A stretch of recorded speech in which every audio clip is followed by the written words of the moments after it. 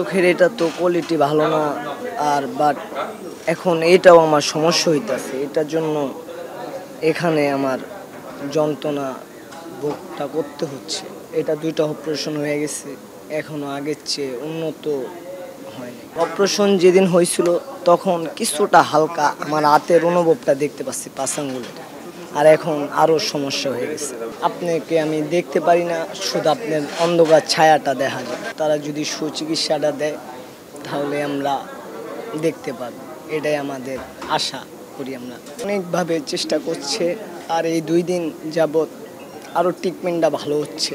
মানে আমাদের বলার পরে তারা যে একটা আগ্রহ কইরা যে একটা জিনিস করবে তা না, আমাদের তাদের কাছে যাইয়া অনুরোধ করতে হয়েছে, স্যার আমাদের সুচিকিৎসা দরকার।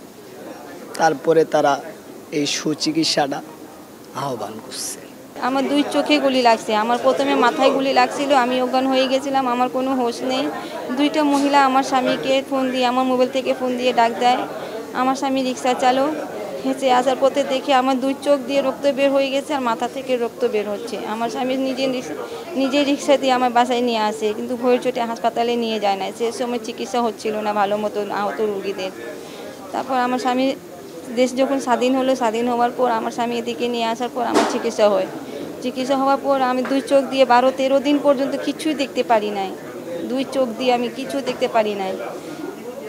ডাক্তাররা বললো যে 6 মাস অপেক্ষা করতে হবে, 6 মাসের পর ওনারা রেজাল্ট জানাবে আমাকে ছুটি দিয়ে দেয়। ছুটি দেওয়ার পর আবার আমাকে ডাক দেয়। 5 সেপ্টেম্বরে আমি আসছি, আবার আমার অপারেশন হয়েছে এই চোখ থেকে আবার 2টা গুলি বের হয়েছে। প্রথমবার তো 2 চোখ দিয়ে 4টা গুলি বের হয়, তার দ্বিতীয়বার অপারেশনের পর আবার এই চোখ দিয়ে 2টা গুলি বের হয়। এই চোখ আবার বলছে অপারেশন করতে হবে। এই চোখ অপারেশনের পর তো আমি দেখতে পাচ্ছি না, আর এই চোখ দিয়ে 2 ফিট 3 ফিট বেশি দূরে দেখতে পারি না। এখন আমি আর কি বলবো, টেনশনে ভালো লাগে না। বাড়ি ভাড়া নিয়ে থাকি, 2 স্বামী স্ত্রী 2 জনে মিলে চাকরি করি। এখন আমি অচল হয়ে গেছি, আমার স্বামীও কাজকর্ম করতে পারতেছে না, আমাকে নিয়ে হাসপাতালে নিয়ে দৌড়াদৌড়ি করতেছে। 2টা বাচ্চা আছে আমার, একটা 4 বছরের ছোট মেয়ে আর একটা 12 বছরের বাচ্চা। তাদের যত্ন আমার বৃদ্ধ মা বাবারা করে। তাদের আর্থিক সমস্যা সেরকম নেই, অনেক গরিব ফ্যামিলি আমি। আর কীভাবে চলবো আমি জানি না। উপরে আল্লাহ আছে, নিচে আমি আছি।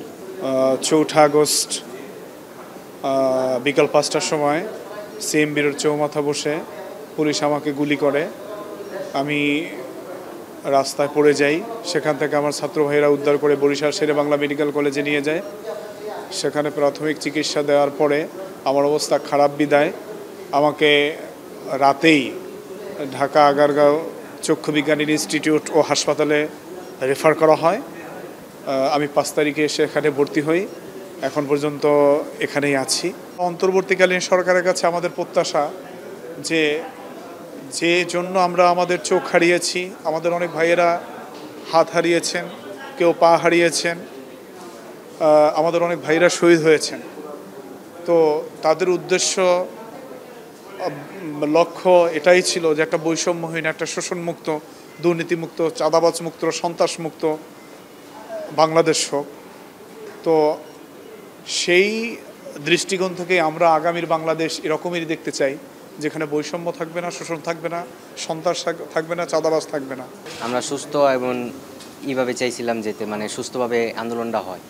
কিন্তু হঠাৎ করে এরকমভাবে মানে পুলিশ আর বিজিবি, মানে ছাত্রলীগ, তারা মানে টিয়ার শেল, বুলেটিং মানে এইভাবে ছাড়তেছে। মানে হঠাৎ করে মানে এক পর্যায়ে মানে গোলাগুলি মানে পর্যায়ে গেছে, মানে হঠাৎ করে তখন মানে হঠাৎ করে আমার মাথায় মানে বুলেটিং লাগার সাথে সাথে মানে আমি একবারে পড়ে যাই।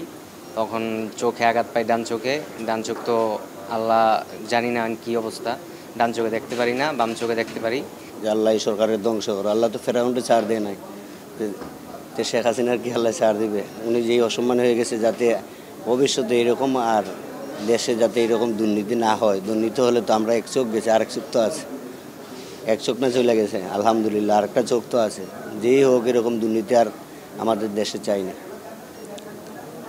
ভালোভাবে দেশটা চলুক, এটাই চাই আমার প্রত্যাশা। আমরা একদম সাধারণ মানুষ, আমি রাজনীতি করি না, কোনো রাজনীতি দলীয় না, কোনো দলবল মানে আমার ভিতরে নাই, আমি একদম মানে পরিষ্কার। আমি চাই যে কোনো জায়গায় গেলে বিভ্রান্তি না হওয়া, সরকারের যে একটা আমি সরকারি লোক, আমি এমক ওদের পাশে গিয়ে কথা এরকম মানে চাই না আর কি। বড় মেয়ের বয়স হলে গিয়ে 10 বছর, আর ছোটো ছোটো 2টা, আর আমার ওয়াইফ আর আমার আম্মা, আর তো পরিবারের 6 জন, একমাত্র আমি উপার্জনকারী। আর আজকে দিকে তো 2.5 মাস ধরে এভাবে চলছে। যেমন ধরেন আমার একটু জায়গা ছিল, জায়গা মানে বন্ধক দিছি আর কি, বন্ধক দিয়ে টাকা পয়সা নিয়ে চিকিৎসা করে দিয়েছি। এখন পর্যন্ত মানে সরকার থেকে কিংবা কোনো ফান্ড, কোনো সরকার এরকম কোনো আমাদেরকে 5 টাকা হাতে তুলে দেয় না যে ভাই তুমি ঢাকায় যাও, চিকিৎসা করো, এটা করো এটা করো। আমি সিলেটে অনেক ডাক্তার দেখাইছি, পাইপের ডাক্তার দেখাইছি, একটা চোখ বলে কথা বুঝেন না, অনেক ডাক্তার দেখাইছি আমি সিলেটের বড় বড় বিভাগীয় ডাক্তার, যে আমার চোখটা যেন আল্লাহ ভালো করে দেয়। প্রত্যেকটা যারা ইনজুরি সবার কিন্তু সামনের থেকে গুলি লাগে, চোখে, সামনে, হাতে, একজনের কিন্তু পিছে গুলি লাগে নাই বা শরীরে। আমরা সবসময় সামনেই ছিলাম, আমি মনে করি যেটা আর কি। আর এইখানে যদি রাবার বুলেট না হয়, যদি এমনি বুলেট হইতো, বড় বুলেট হইতো, তাহলে মনে করেন আমাদেরকে এখনও এখানে মানে খুঁজে পাওয়া যাইতো না, এতদিন মনে করেন যে শেষ। আমি মনে করি যে আমাদের যাদের চোখে গুলি লাগছে এবং সামনে গুলি লাগছে, আমরাই যোদ্ধা আর কি। এই অধিকার আদায়ের জন্য আমরা তো অবশ্যই ঘরে বসে থাকতে পারি না, আমার আন্দোলন করতেই হবে। নিজের মানে মানসিক দিক থেকে চিন্তা করে, আমি ছাত্র, আমি স্টুডেন্ট, আমার ভবিষ্যৎ পরবর্তী প্রজন্ম কিভাবে চলবে। আমাদের মূলত প্রথম আন্দোলনটা ছিল কোঠা, পরবর্তীতে স্টেপ বাই স্টেপ এক দফা এক দাবিতে আন্দোলনে পৌঁছাই। কোনো বৈষম্য যাতে না থাকে, কোনো ভেদাভেদ যেন না থাকে। আমি চাচ্ছি যে নির্ভেজাল একটা দেশ উপহার দাও আমাদেরকে।